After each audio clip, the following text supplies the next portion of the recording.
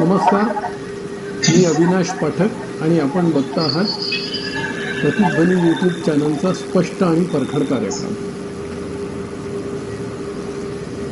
प्रेक्षक हो, आज राष्ट्रवादी काँग्रेसचे अध्यक्ष आणि महाराष्ट्राच्या राजकारणातले चाणक्य किंवा जाणते राजा म्हणून ओळखले जाणारे शरदचंद्र गोविंदराव पवार यांनी एक विधान केलं आहे आणि हे विधान त्यांनी इंडियन एक्सप्रेस सारख्या राष्ट्रीय दैनिकात दिलेल्या मुलाखतीत केलेलं आहे. त्यांचं म्हणणं असं आहे की येत्या 4 जूनला लोकसभा निवडणुकांचे निकाल लागले की देशातले बहुतेक सगळे प्रादेशिक पक्ष हे काँग्रेसमध्ये विलीन होतील. पवारांच्या या विधानावर राजकीय वर्तुळात चर्चा तर होणारच. ती चर्चा सुरू झाली आहे आणि ती चर्चा अशी की हे पवारांनी त्यांचा राष्ट्रवादी काँग्रेस म्हणजे सध्या तर शिल्लक असलेला राष्ट्रवादी काँग्रेस हाच काँग्रेसमध्ये विलीन करण्याची तयारी सुरू केलेली आहे का. त्याच्याबरोबर दुसरा असाही मुद्दा येतो की सध्याची शिल्लक शिवसेना ती सुद्धा काँग्रेसमध्ये विलीन होणार आहे का. आज त्याच विषयावर आपण थोडी चर्चा करून काही प्रकाश टाकता येतो का बघणार आहोत. आता सगळ्यात आधी आपण राष्ट्रवादी काँग्रेसबद्दल बघूया. त्याही आधी जर सांगायचं झालं तर देशातले बहुतेक सगळे प्रादेशिक पक्ष जर आपण बघितले तर त्यातले बरेचसे पक्ष किंवा त्याचे नेते हे आधी मुळात काँग्रेसमध्येच होते असं आपल्याला लक्षात येईल. त्यामुळे काँग्रेसमध्ये असताना जी किंमत नव्हती ती प्रादेशिक पक्ष फॉर्म करून त्यांनी एक स्वतःची इमेज तयार केली, स्वतःची बार्गेनिंग पॉवर तयार केली आणि आता जास्त पुढे जाता येत नाही आहे म्हणून मग पुन्हा काँग्रेसच्या मुख्य प्रवाहात यायचं आणि सध्याची काँग्रेसची अवस्था बघता आम्ही तुम्हाला मदत करतो आहोत तुमच्यासोबत येऊन असं एक पिक्चर क्रिएट करायचं असा प्रयत्न असू शकतो. आणि एकूणच सध्याची परिस्थिती बघता असं झालं तर ते फारसं नवल नाही. आता दुसरा मुद्दा येतो की शरद पवार आणि शिवसेना म्हणजे शरद पवारांचा शिल्लक राष्ट्रवादी आणि शिल्लक शिवसेना हे दोन्ही काँग्रेसमध्ये विलीन होतील का. आता आधी आपण शिल्लक राष्ट्रवादी काँग्रेसचा विचार करूया. मुळातच शरद पवार हे मूळचे काँग्रेसचेच. 1978 मध्ये काँग्रेस फोडून ते बाहेर निघाले. त्यावेळी त्यांना मुख्यमंत्री व्हायचं होतं म्हणून त्यावेळी काँग्रेसची 2 शकलं झाली होती. एक रेड्डी काँग्रेस आणि दुसरी इंदिरा काँग्रेस. पैकी पवार हे रेड्डी काँग्रेसमध्ये होते. त्यावेळी पक्षांतर बंदी कायदा काही नव्हता त्यामुळे त्यांनी रेड्डी काँग्रेसमधले काही, इंदिरा काँग्रेसमधले काही असे सगळे फोडून एक स्वतःचा गट तयार केला. त्याला समाजवादी काँग्रेस असं नाव दिलं. त्यावेळी आधी विरोधी पक्षात असलेल्या जनता पक्षाशी त्यांनी हातमिळवणी केली आणि सरकार बनवलं. हे सरकार एक मला वाटतं 1.5-2 वर्ष चाललं असावं. 1980 मध्ये देशात पुन्हा इंदिरा गांधींची सत्ता आली तेव्हा इंदिरा गांधींनी हे सरकार बरखास्त केलं. मग काही काळ पवार हे विरोधी पक्षनेते होते महाराष्ट्रात. मग हळूहळू त्यांचे साथीदार विचलित व्हायला लागले. ते पाहून साधारणतः 1987 मध्ये त्यांनी आपला पूर्ण पक्षच काँग्रेस पक्षात विलीन करून टाकला. मला आठवतं औरंगाबादमध्ये त्यावेळी तत्कालीन काँग्रेस अध्यक्ष राजीव गांधी यांच्या अध्यक्षतेत मोठा कार्यक्रमही झाला. नंतर त्यावेळी शरद पवार जे आले तेव्हा त्यांनी शब्द घेतला असावा की मला मुख्यमंत्री करा. त्याशिवाय पवार इतक्या सहजासहजी आलेच नसते. आणि ते बरोबर काँग्रेसमध्ये आले आणि 8-10 महिन्यातच त्यांना मुख्यमंत्री केलं गेलं महाराष्ट्रात. मग नंतर मुख्यमंत्री ते राहिले. मग राजीव गांधींच्या हत्येनंतर त्यांना पंतप्रधान पदाची स्वप्न पडायला लागली. त्यासाठी ते दिल्लीत गेले. मग पंतप्रधान तर होता आला नाही, पण केंद्रीय संरक्षण मंत्री झाले. त्यांनी आपल्या पादुका महाराष्ट्रात सांभाळायला सुधाकरराव नाईकांची नियुक्ती केली. पण जेव्हा लक्षात आलं की सुधाकरराव नाईक ऐकत नाही आहे आणि महाराष्ट्रातल्या राम मंदिर प्रश्नावरून निर्माण झालेली परिस्थिती आणि त्यामुळे झालेल्या दंगली या सगळ्या पार्श्वभूमीवर पवार पुन्हा महाराष्ट्रात आले आणि मुख्यमंत्री झाले. मग त्यानंतर 1996 ते लोकसभेत निवडून गेले, विरोधी पक्षनेते झाले. पुन्हा 98 मध्यावधी निवडणुका लागल्या. त्याही वेळी ते विरोधी पक्षनेते होते. माफ करा, त्यावेळी ते विरोधी पक्षनेते नव्हते, सोनिया गांधी विरोधी पक्षनेत्या होत्या. त्यानंतर 99 पुन्हा मध्यावधी निवडणुका लागल्या आणि त्यावेळी एक असं वारं व्हायला लागलं की यावेळी काँग्रेस स्पष्ट बहुमत मिळवून येणार आणि काँग्रेसला पंतप्रधानपद मिळणार आणि ते पंतप्रधानपद सोनिया गांधींकडे जाणार. एक अशी चर्चा जोरात त्यावेळी सुरू झाली.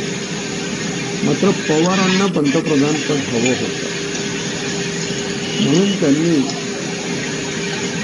भारतीय नागरिकत्वाचा मुद्दा काढला की सोनिया गांधी या मूळच्या भारतीय नाही,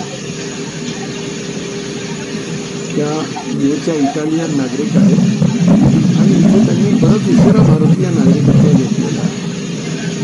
त्यामुळे त्या देशाच्या पंतप्रधान होऊ शकत नाही असा मुद्दा त्यांनी उपस्थित केला आणि त्या मुद्द्याच्या अनुषंगाने जे काही सगळं वादंग माजलं त्याचा फायदा घेत ते काँग्रेसमधून बाहेर पडले. राष्ट्रवादी काँग्रेस हा स्वतंत्र पक्ष 1999 स्थापन केला. म्हणजे 1999 ते जे बाहेर पडले होते आणि त्यांनी स्वतंत्र पक्ष स्थापन केला होता त्यामागेही आपल्याला पंतप्रधान होता यावं हा त्यांचा सुप्त हेतू होता. मात्र त्यावेळी काँग्रेसला काही बहुमत मिळालं नाही. भाजप प्रणित राष्ट्रीय लोकशाही आघाडीलाच बहुमत मिळालं आणि अटल बिहारी वाजपेयी पंतप्रधान झाले. यांची त्यावेळी ताकद जेमतेम महाराष्ट्रात होती. महाराष्ट्राबाहेर पीके संगमा, तारिक अनवर असे 2-3 त्यांचे साथीदार होते. ते जर वगळले तर कोणी त्यांच्यासोबत फारसे नव्हते. त्यामुळे विरोधी पक्षनेतेपदही त्यांना मिळणं शक्य नव्हतं. पण हे सगळं करून जेमतेम 4-6 महिने झाले नसतील, 4 महिनेही झाले नसतील तर पवारांनी महाराष्ट्रात त्याच काँग्रेसची आघाडी केली आणि महाराष्ट्रातली सत्ता मिळवली. त्यावेळी काँग्रेसच्या जास्त जागा असल्यामुळे विलासराव देशमुख मुख्यमंत्री झाले आणि पवारांचे त्यावेळेचे विश्वासू छगन भुजबळ हे उपमुख्यमंत्री झाले. तेव्हापासून पुन्हा 6 महिन्यापूर्वी घटस्फोट झालेला हा जो संसार होता तो पुन्हा नव्याने सुरू झाला. त्यानंतर 2004च्या निवडणुका झाल्या. त्यावेळी पवारांनी आपली अवकात ओळखली आणि आपण पंतप्रधान होणं कठीण आहे. आणि त्यावेळी असंच चालू होतं की सोनिया गांधींनाच उपमुख्यमंत्री झाले. तेव्हापासून पुन्हा 6च महिन्यापूर्वी घटस्फोट झालेला हा जो संसार होता तो पुन्हा नव्याने सुरू झाला. त्यानंतर 2004च्या निवडणुका झाल्या. त्यावेळी पवारांनी आपली अवकात ओळखली आणि आपण पंतप्रधान होणं कठीण आहे. पण त्यावेळी असंच चालू होतं की सोनिया गांधींनाच पंतप्रधान करायचं. त्यानुसार त्यावेळी काँग्रेस समर्थित UPAला स्पष्ट बहुमत मिळत होतं. त्यामुळे सोनिया गांधी पंतप्रधान होणार हे चित्र दिसायला लागलं होतं. पण तत्कालीन राष्ट्रपती APJ अब्दुल कलाम यांनी बरोबर खोडा घातला आणि सोनियाजींना राष्ट्रपती होऊ दिलं नाही. त्यांना येऊन साधं मंत्रीसुद्धा होता आलं नाही महाराष्ट्राच्या देशाच्या राजकारणात. मात्र त्या मंत्रिमंडळात 10 वर्ष पवार कृषी मंत्री म्हणून काम करत राहिले. इकडे महाराष्ट्रात सुद्धा पुढले 10 वर्ष पवारांच्या रिमोट कंट्रोलनी महाराष्ट्राची सत्ता चालत आहे. 2014ला देशात केंद्रातही UPAची सत्ता गेली आणि महाराष्ट्रातही काँग्रेस प्रणित आघाडीची सत्ता गेली. त्यामुळे पवारांना तसं आता काही काम राहिलं नव्हतं. तरी मग 2019मध्ये त्यांनी फोडाफोडी करून शिवसेनेबरोबर काही काळ संसार थाटला होता. पण 2022च्या जून महिन्यात शिवसेना फुटली आणि पवारांचं महाराष्ट्रातलं सरकारही गेलं. बरोबर वर्षभरात जुलै 2023मध्ये पवारांचा राष्ट्रवादी काँग्रेस पक्ष तोही फुटला. आणि फुटला म्हणजे काय, 54 पैकी 40 आमदार आणि त्यातला एक महत्त्वाचं म्हणजे पवारांच्या घरातलाच त्यांचा पुतण्या अजितदादा पवार हेच बाहेर पडले. तिथून पवार काहीसे अस्वस्थ झाले होते. आणि आता सगळ्यात महत्त्वाचं म्हणजे लोकसभा निवडणुकीत पवारांचा बालेकिल्ला असलेल्या बारामती मतदारसंघात जिथून 2014 पासून पवारांची मुलगी निवडून येत होती सुप्रिया सुळे, तिथे अजितदादांनी आपल्या पत्नीला उभं केलं आणि सुप्रियाला पाडण्यासाठी भारतीय जनता पक्ष, शिवसेना, शिंदे गट हे सगळे कंबर कसून मैदानात उतरले. त्यामुळे आज आता बारामतीत काय होईल हे सांगणं कठीण झालं आहे. नाही तर एरवी सुप्रिया सुळेंनी अर्ज दाखल करायचा आणि काहीही प्रचार न करता शेवटल्या दिवशी एक सभा घेऊन निवडून यायचं अशी परिस्थिती होती. आज ती परिस्थिती संपलेली आहे. परवाच मतदान झालं, पण त्याच्या आधी या वयात शरद पवारांना कसं दारोदार फिरावं लागलं लेकीच्या प्रचारासाठी ते उद्या देशाने बघितलं आहे. अशा परिस्थितीत आता पवारांना पंतप्रधान पद तर मिळणं शक्य नाही. त्यांना एक वाटलं होतं की कदाचित आपल्याला राष्ट्रपती तरी करतील म्हणून त्यांनी मोदींशी थोडं जुळवून घ्यायचा प्रयत्न केला होता. पण मोदींनी त्यांना राष्ट्रपतीही केलं नाही. एकदा रामनाथ कोविंदांना केलं आणि एकदा द्रौपदी मुर्मूंना केलं. त्यामुळे राष्ट्रपती बनण्याचंही स्वप्न त्यांचं साकार झालं नाही. त्यामुळे आता पक्षही हातातून गेल्यासारखाच झाला आहे. आता जर मुलगी पराभूत झाली तर आता आपल्याला तर वयाच्या 84व्या वर्षी काही फारसं करायचं नाही. पण मुलीचं भवितव्य घडवण्यासाठी काहीतरी तडजोडी कराव्या लागणार आहे. म्हणून पवारांनी ही खेळी खेळलेली असू शकते. त्यांनी इंडियन एक्सप्रेसला मुलाखत देऊन जे सुतोवाच केलं आहे ते त्यांची पुढे काँग्रेसमध्ये पक्ष विलीन करण्याची तयारी असू शकते असा निष्कर्ष या क्षणी काढतो. त्याच्यावर राजकीय वर्तुळात चर्चा होत आहे. देवेंद्र फडणवीसांनी म्हटलंय की पवारांना आता पक्ष सांभाळणे या वयात जमत नाहीये म्हणून ते ह्याचा विचार करत आहे. तुमचे पृथ्वीराज चव्हाण त्यांनीही असंच थोडंफार काहीसं विधान केलेलं असावं. संजय निरुपम जे काँग्रेसमधून शिंदे गटाकडे आले त्यांनी एक असं विधान केलं आहे की काँग्रेसमध्ये यापूर्वीच गेली 8-10 वर्ष राष्ट्रवादी काँग्रेस विलीन करण्याच्या चर्चा सुरू होत्या. पण दरवेळी शरद पवार अट टाकत होते की माझा पक्ष मी विलीन करतो पण माझ्या मुलीकडे तुम्ही महाराष्ट्राचं नेतृत्व द्या. म्हणजे त्यांना बहुतेक सुप्रिया सुळेंना महाराष्ट्राचं प्रदेशाध्यक्ष करायचं असावं किंवा मग ज्यावेळी सत्ता येईल त्यावेळी सुप्रिया सुळेंना महाराष्ट्राचं मुख्यमंत्री करायचं असावं. ही शक्यता नाकारता येईल. मध्यंतरी जेव्हा उद्धव ठाकरे मुख्यमंत्री होते आणि त्या सरकारमध्ये राष्ट्रवादी काँग्रेसही सहभागी झाली होती.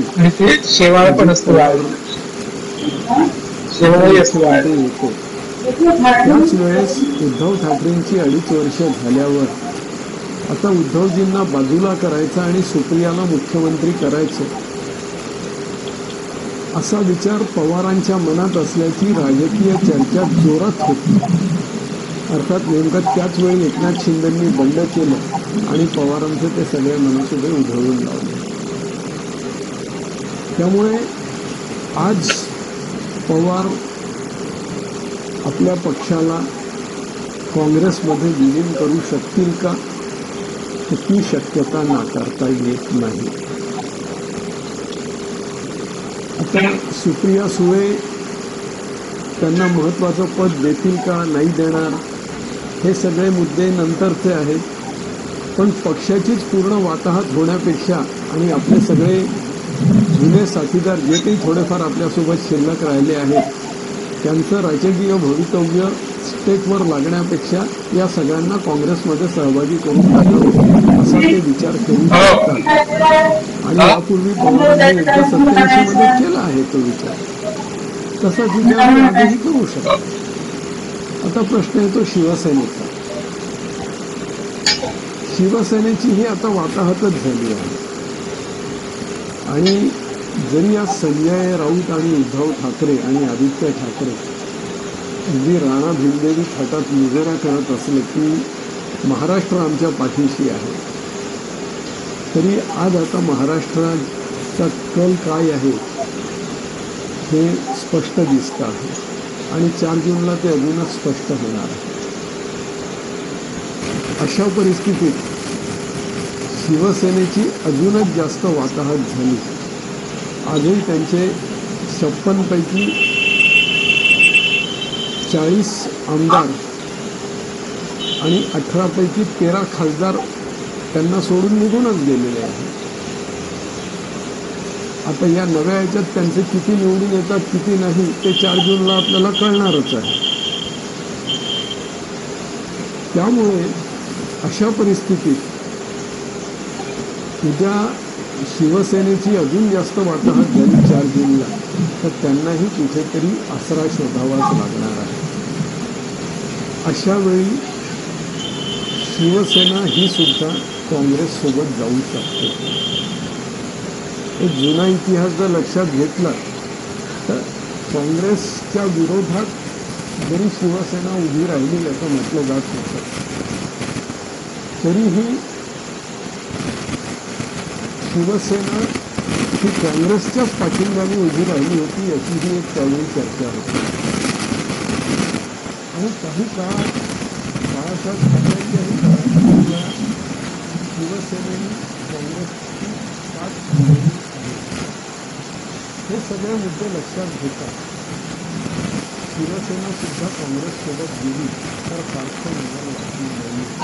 अर्थात काही होणार आहे त्याचं उत्तर आपल्याला नजीकच्या भविष्यात मिळणार आहे. हा व्हिडिओ आपल्याला कसा वाटला ते अवश्य कळवा. आपल्या प्रतिक्रियांचं स्वागतच आहे. आपण प्रतिध्वनी यूट्यूब चॅनल एवेना सबस्क्राईब केलं.